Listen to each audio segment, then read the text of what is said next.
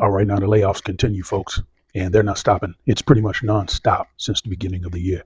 Now we're seeing great headlines and great news pieces coming out the media. And at the same time, I'm seeing a ton of factory and plant closings happen across the U.S. And at some point, all of this is going to weigh on the economy, and we're going to be facing an economic crisis. Now we had the monthly jobs numbers come out, and those numbers were 272,000 jobs created. And again, the headlines look great. What we're being told by the media and the government looks rosy. It looks phenomenal. But once you start digging into these numbers, they're actually horrific. Now, we saw 272,000 jobs created. Yes, most of those jobs were government jobs, healthcare jobs, and leisure and hospitality jobs, bartenders, waitresses, things of that nature. And that pretty much is a tell on how this economy is doing. You have the government loading up on employees, and that's actually not beneficial. And at the same time, you have healthcare workers increasing. That means we have a population that's becoming more unhealthy. And then we have leisure and hospitality expanding. That tells us that this economy continues to become more of a service economy. And what's left out is manufacturing, mining, sectors that actually create something here in this country.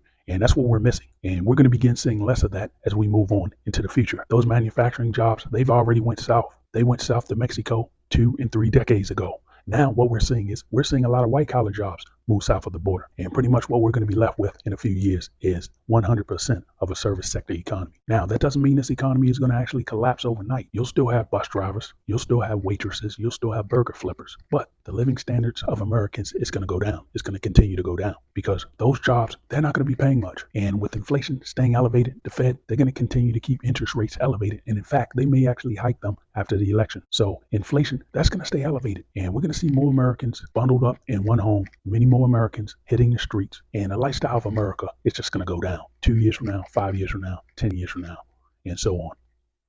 Now, Dollar Tree is considering selling the Family Dollar store. Now, this comes on top of Dollar Tree announcing they're closing more than 1,000 stores this year. And this isn't going to be the first company to try to get rid of dead weight. You're going to see many of these underperforming stores across the country, discount, luxury, whatever, close up before the end of this year. As long as interest rates stay elevated, you're going to see more of these companies pressured to close those stores.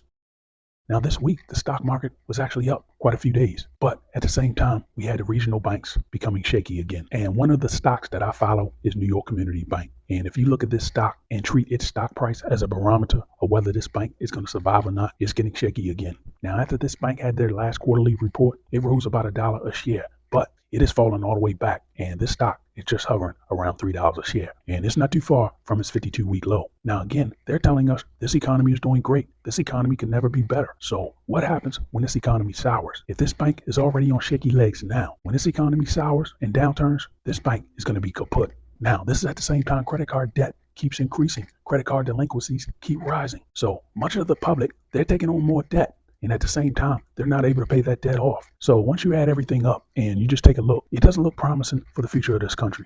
Now, if you like this type of content, please like and subscribe. Thanks for watching.